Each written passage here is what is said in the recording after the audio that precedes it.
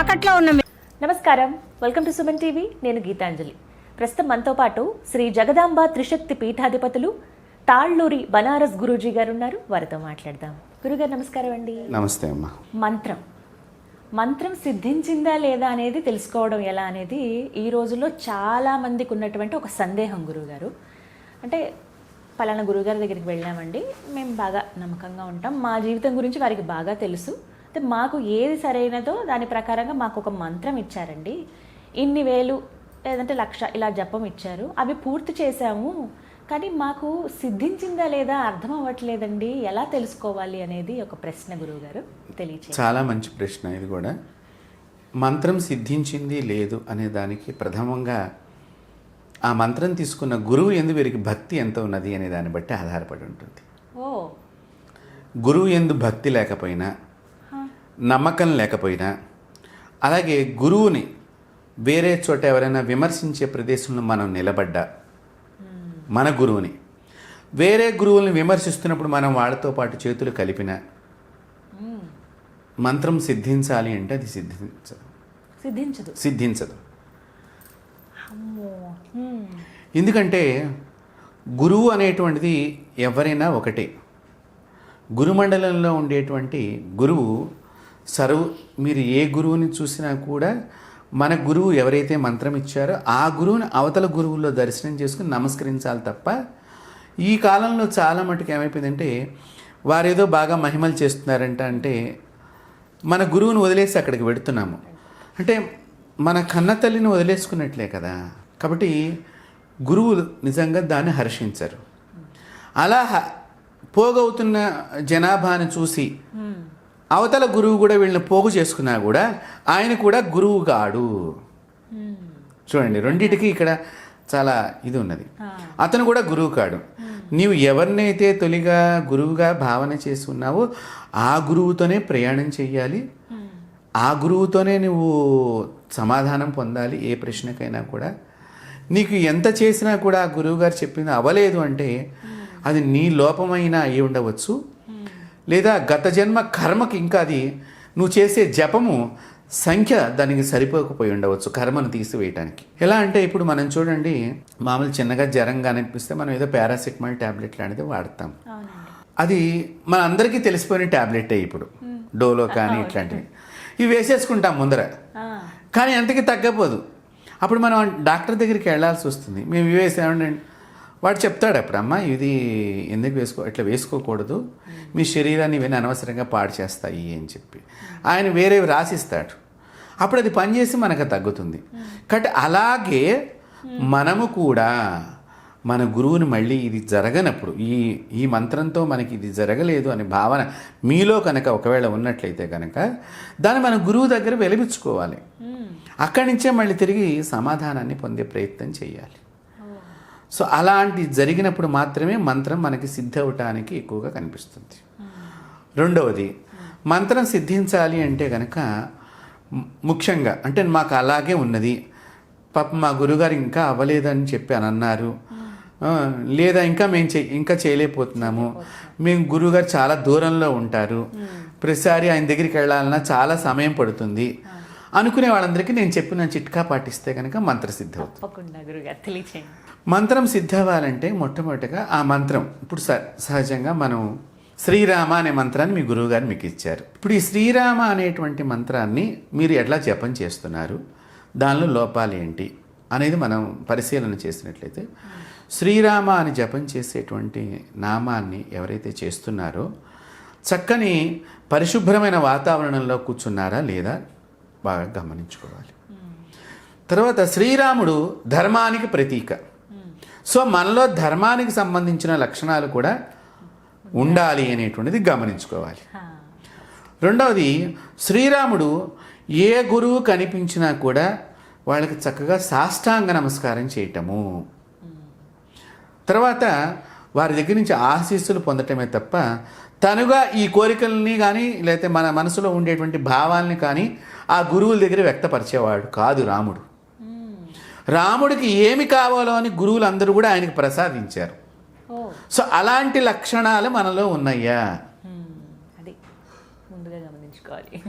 కాబట్టి మనం ఏం చేస్తామంటే సహజంగా ఏ గురువు కనిపించినా గురుగారు ఆ జపం చేస్తాం ఈ జపం చేస్తాం మీరు కూడా ఏదైనా ఒక మంత్రం ఇస్తే అది ప్రతి ఒక్కరి దగ్గరికి పోయి మనం మంత్రం తీసుకుంటే గతంలో తీసుకున్న మంత్రాలనే మనం సరిగ్గా చేయలేకపోతున్నాం. మళ్ళీ ఇప్పుడు కొత్త మంత్రాన్ని తీసుకుంటాం. ఇది ఒక కొత్త ఒక మోజు పాత ఒక రోత అనేటువంటిది లాగా మనిషి జీవనం అయిపోతుంది.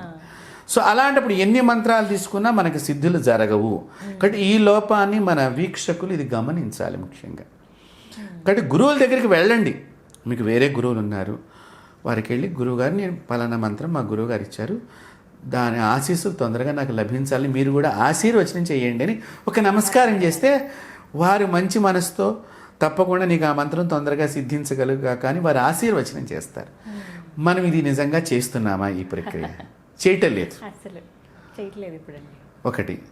రెండవది, మంత్రం తీసుకున్న తర్వాత ఆ మంత్ర దేవత ఎవరు, దానికి ఏ జపమాలతో చెయ్యాలి, ఏ రంగుని ధరించాలి, ఏ ఆహారాన్ని నైవేద్యం చెయ్యాలి, ఆ దేవతని ఏ విధంగా మనం తొందరగా ఆరాధన చేయాలనే విషయాల్ని మన గురువులు మనకు తెలియచేశారా లేదా అనేటువంటి దాన్ని మనం మంత్రం ఇచ్చేయంగానే మంత్రం ఇచ్చేసారు అని చెప్పి మనం బయటకు వచ్చేస్తాం. అలా కాకుండా దాని విశ్లేషణ అంతా కూడా అడగాలి గురువు గారిని. అప్పుడు కూడా కొంత ఈ లోపాలు జరిగినా కూడా దేవతలు తొందరగా మన దగ్గరికి రారు. ఇదొకటి ఉన్నది. రెండోది, మంత్రం మనకి సిద్ధించాలి అని మీరు బాగా కాంక్షతో ఉన్నారు, ముందర ముష్టి వాళ్ళకి అన్నం పెట్టాలి. చాలా పేదవారికి, నిజంగా అంటే ముష్టి వాళ్ళు అని అనకూడదు, కానీ సమాజంలో అదొక పదం బాగా అలవాటు అయిపోయింది కాబట్టి వాళ్ళకి అర్థం అవటానికి నేను చెప్తున్నాను. పేదలకి అన్నం పెట్టాలి. ఆ అన్నం పెట్టేటప్పుడు నీవు ఎలాగైతే చక్కగా కడుపు నిండా తినటానికి ఏ రకంగా అయితే నువ్వు చేసుకుని ఆనందంగా చేసుకుని నువ్వు ఎట్లాగైతే భోజనం చేస్తావో ఆ మాదిరిగా ఆనందంగా వంట చేసి నీ చేత్తో నీ దేవుడి దగ్గర నైవేద్యం చేసి అది తీసుకెళ్ళి ఇచ్చేటప్పుడు కూడా కొంతమంది మనం ఏం చేస్తామంటేనమ్మా పట అన్నట్టుగా ఇట్లా కొంతమంది పడేస్తూ ఉంటారు. అది చాలా తప్పు. వాళ్ళు తీసుకుంటారు. అక్కడ మనం ఎలా ప్రవర్తించినా వాళ్ళు తీసుకుంటారమ్మా. వాళ్ళు తీసుకుంటున్నారు అంటే భగవంతుడు తీసుకుంటున్నట్లు లెక్క. అప్పుడు మనం ప్రవర్తించే విధానం ఒక్కసారి ఆలోచన చేయండి. భగవంతుడు తీసుకుంటున్నాడు అని గనక నీలో ఆలోచన లేనప్పుడు, నేను నా దగ్గర ఉన్నది అని పెడుతున్నాను మీకు చూడండి ఇన్ని రకాలు కానీ ప్రదర్శిస్తారు, అప్పుడు కూడా మంత్రసిద్ధి కాదు. కాబట్టి ఇది పేదవారికి పెట్టండి అన్నప్పుడు పేదవారి యందు అమృతతుల్యమైనటువంటి అమ్మ మనసుగా పెట్టాలి. సో పెట్టినప్పుడైతే వాళ్ళమ్మ మీరు తినకుండానే వాళ్ళ కళ్ళల్లో ఒక రకమైనటువంటి ఆనందమైనటువంటి వాతావరణం మనం గమనిస్తాం. దేవత మనకు వర్షిస్తుంది. అప్పుడు ఇంటికి వెళ్ళేలోగా దేవత అనుగ్రహం మనకు కలుగుతుంది.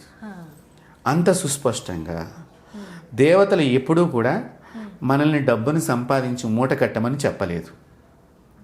బాగా తెలుసుకోవాలి అందరూ కూడా.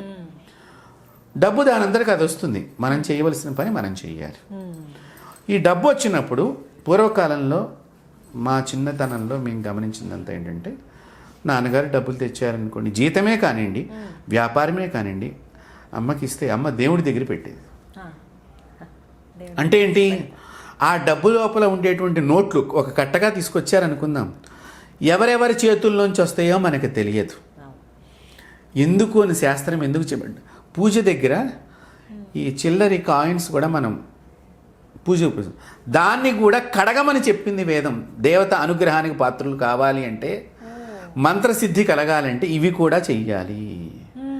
కారణం ఏంటంటే ఈ రోజుల్లో మీకు చాలామందిని గమనించండి, గుడి దగ్గర మనం మెట్ల మీద కూర్చున్న పేదవాళ్ళకి మనం డబ్బులు వేస్తూ ఉంటాం. ఓ 10 రూపాయలు తీసుకుని వాడి దగ్గర చిల్లర అడిగి తీసుకునే వాళ్ళు చాలామంది ఉంటారు. వాడి దరిద్రం మనకు వచ్చింది. తీసుకోవద్దు. మీరు 10 రూపాయలు ఇచ్చి మీరు నలుగురు తీసుకోండి అని చెప్పాలి, కానీ ఈ 10 మందికి మనం వేస్తున్నట్టుగా భావన చేయకూడదు. ఈ 10 రూపాయలు ఇచ్చేసే మళ్ళీ చిల్లర తీసుకుని మిగతా వాళ్ళకి వేయదు. అంటే నీ దగ్గరికి ఇప్పుడు వాడు ఎందుకు ఆ ప్రదేశంలో ఉన్నాడు, ఏదో ఒక కర్మ చేత వాడి గత జన్మ కర్మనో ఈ జన్మ కర్మనో వెంటాడి ఆ ప్రదేశానికి చేరుకున్నాడు. దానం చెయ్యకపోయినా ఆ ప్రదేశం సంభవిస్తుంది అని వేదం చెప్తున్నది. కాబట్టి ఆ ప్రదేశం నుంచి మనం మళ్ళీ డబ్బులు తీసుకోకూడదు. తర్వాత ఇచ్చేటప్పుడు కూడా అహంకారంతో ఇవ్వకూడదు. దేవతలు అనుగ్రహించాలంటే, మంత్రసిద్ధి కలగాలంటే ఇలాంటివి ఎక్కువగా మనం పాటించాలి. మంత్ర జపం మీద కంటే కూడా మంత్ర దేవతకి ఏది ఇష్టమో దాన్ని అనుసరిస్తే మంత్రదేవత మనకు వశం అయిపోతుంది. కొన్నిసార్లు ఇంకా మాకు ఫోటో పెట్టుకోవడం కానీ దీపం పెట్టడం ఏవి కుదరవండి, కేవలం జపమాలతో చేసుకుంటాము ఇలా అవి కూడా సిద్ధిస్తాయా? అసలు అలా చేయొచ్చు అంటారా? తప్పకుండా సిద్ధిస్తాయి. దేవత ఒక చిత్రంలోనో ఒక విగ్రహంలోనో లేదు, దేవత నీలోనే ఉన్నది. నువ్వు రాముడిగా ప్రవర్తిస్తే రాముడు అవుతావు, అమ్మవారిగా ప్రవర్తిస్తే అమ్మవారిగా అవుతావు. మీరు బాగా గమనించండి, కొంతమంది బాగా ఈ అనుష్ఠానం చేసినటువంటి జపం చేసినటువంటి వాళ్ళని మీరు ఉపాసకులుగా అని చెప్పుకుంటూ ఉంటాము. అమ్మవారిని ఆరాధన చేసేటువంటి వాళ్ళల్లో ఇప్పుడు మీరు దేవత వాళ్ళ లోపల ప్రవేశించిందా లేదా, అనుగ్రహించిందా లేదా, మంత్రసిద్ధి అయిందా లేదా అనగానే వాళ్ళు ఈ ఇట్లా కండువా వేసుకునే విధానం కూడా స్త్రీలకు మళ్ళీ వేసుకుంటూ ఉంటారు. మీరు గమనిస్తే అంటే దేవత వారి శరీరంలోకి వచ్చిందనమాట, అమ్మవారిలాగా వాళ్ళు ప్రవర్తిస్తూ ఉంటారు. తర్వాత నడక కానీ, మాట కానీ, చూపు కానీ, ఆ బొట్టు పెట్టుకుని అన్నీ మారిపోతూ ఉంటాయి, అమ్మలాగా ఉంటారు ఒక అమ్మవారు. అదే తీవ్ర దేవతలు చేసేవాళ్ళు కోపంగా ఒక్కసారి చెప్పంగానే అయిపోవాలి అనేటువంటి విధానంగా, అంటే ఇవన్నీ దేవతా లక్షణాలు అన్నమాట.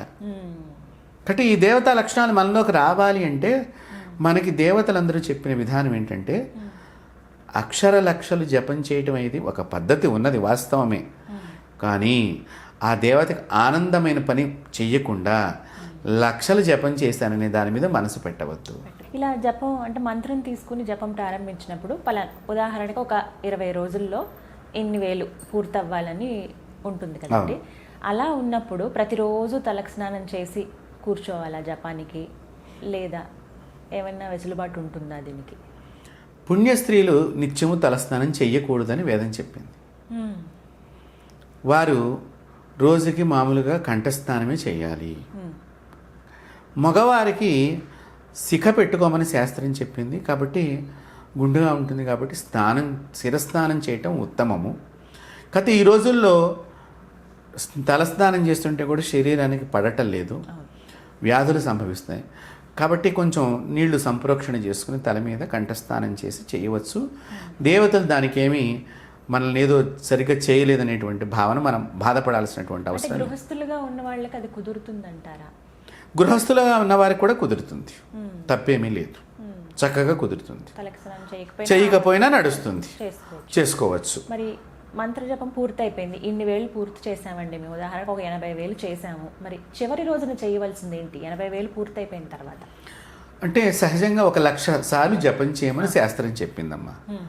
ఈ 1,00,000 సార్లు జపం అయిపోయిన తర్వాత 1,00,000కు 10,000 సార్లు మనము తర్పణం చేయాలి, ఆవు పాలతో తర్పణం చేయాలి. ఆ తర్పణం చేసిన తర్వాత ఆ పాలని మనం తీర్థంగా తీసుకోవటము, అందరికీ పంచటం మూలకంగా కూడా ఆ తర్పణ తీర్థాన్ని స్వీకరించిన వాళ్ళకు కూడా మంచి జరుగుతుంది. నువ్వు నిజంగా ఇందాక మీరు సిద్ధి పొందాను, పక్క వాళ్ళకు కూడా దానివల్ల లాభం ఉంటుంది. అది మంత్రసిద్ధి పొందటం అంటే. సహజంగా 25,000 అయ్యేసరికల్లా మంత్రము దేవత అవి కొన్ని చిహ్నాలు మనకి కనిపిస్తాయి. ఇప్పుడు మాలాంటి వారికి అయితే కనుక మొదలుపెట్టిన 2-3 రోజులకే తెలిసిపోతుంది. ఆ నియమ నిష్టలు అనేటువంటి నియమము అంటే ప్రధానమైనది మనసే నియమం. మనసు నియమంగా ఉంటే చాలమ్మా. ప్రకృతి ఎలా ఉంది అనే దానికి అవసరం లేదు. మనసు లోపలే మనకి అన్నీ వచ్చేటువంటిది అక్కడి నుంచే. పాపము పుణ్యం మనసుతోనే ఉంటుంది. కాబట్టి అక్కడ నియమం ఉంటే తొందరగా పని అయిపోతుంది. కాబట్టి ఈ క్షీరతర్పణం 10,000 సార్లు చేయాలి. సో అదొక 2-3 రోజులు పడుతుంది. ఆ క్షీరతర్పణం చేసేటప్పుడు కూడా ఒక రూపాయి కాయను కానీ, లేకపోతే వెండి ప్రతిమ కానీ, ఏదైనా ఇత్తడి ప్రతిమ కానీ, రాగి ప్రతిమ కానీ మీ ఇంట్లో దేవతా మందిరంలో ఉంటే ఆ ప్రతిమ మీదనే ఈ తర్పణాన్ని వదులుతూ ఉండాలి. అప్పుడు ఆ ప్రతిమ లోపల కూడా శక్తి పెరుగుతుంది. తర్వాత తద్దశాంశం అంటే 1,00,000కి తద్దశాంశం 10,000, 10,000కి తద్దశాంశం 1000 సార్లు హోమం చెయ్యాలి మంత్రంతో. ఇప్పుడు రామ అన్నం, రామ స్వాహ అనేటువంటి దానిలాగా అట్లాగా మనం ఒక 1000 సార్లు చెయ్యాలి.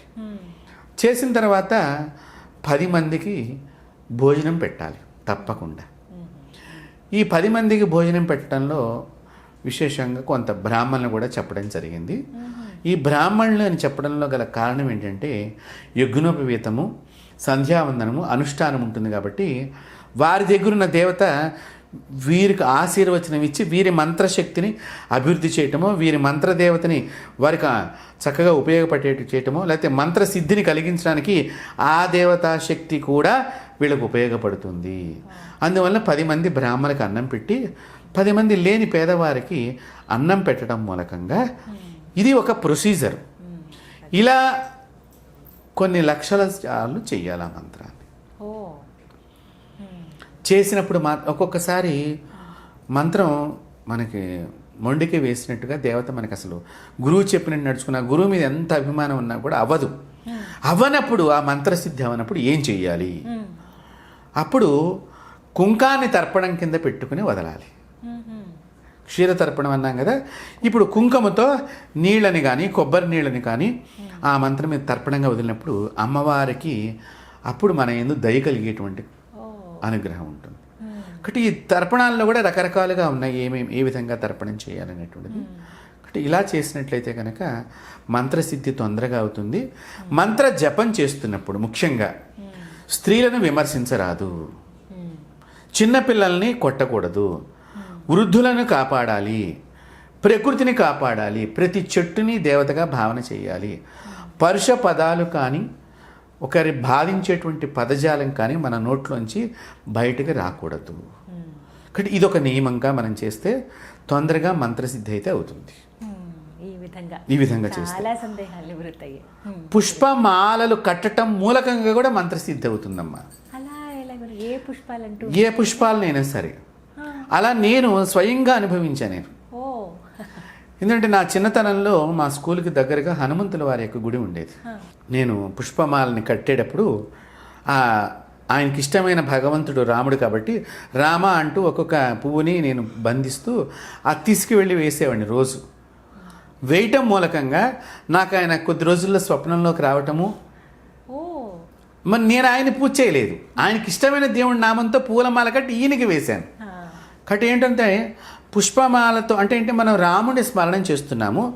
ఆ మాల ఎంత అయితే ఉన్నదో ఆ మాల అయ్యేదాకా కూడా రామనామంతో ముడిపెడుతున్నాము. కాబట్టి ఈ జపం చేసేటువంటి వాళ్ళు ఈ విషయం నేను ముఖ్యంగా చెప్తాను. రాత్రి పడుకునే ముందర ఒకసారి రామకోటిలాగా రాముల వారి పుస్తకం కానీ శివకోటి కానీ ఏదో ఇప్పుడు మనకు దొరుకుతున్నాయి, ఒక పేజీలో సగమన్నా రాసి పడుకోండి. ఇది చాలా ఉపయుక్తం అవుతుంది. ఎందుకంటే ఈ నామం రాయటం మూలకంగా రాత్రి రాసేటప్పుడు పొద్దున్నుంచి జరిగినటువంటి కర్మదోషాలు మనం చేసినవన్నీ కూడా గుర్తుకొచ్చి ఇది తొలగిపోవాలనుకుంటూ మనం రాసేస్తాం మనకు తెలియకుండా. అప్పుడు దేవత మన మీద అనుగ్రహిస్తుంది. అనుగ్రహించినప్పుడు మీరు రాసే గదిలోనే ఎవరో మనిషి ఇట్లా వెళ్ళినట్టుగా కనిపిస్తుంది. అలా నేను చాలామంది చేత చేయించడము, వాళ్ళందరికీ కూడా ఆ మంత్రదేవత అనుగ్రహానికి పాత్రులైనటువంటి వాళ్ళు ఉన్నారు. నిజంగా ఒక అలవాటుగా చేసుకుంటే చాలా మంచి సలహా గురుగారు. ధన్యవాదాలు. నమస్తే.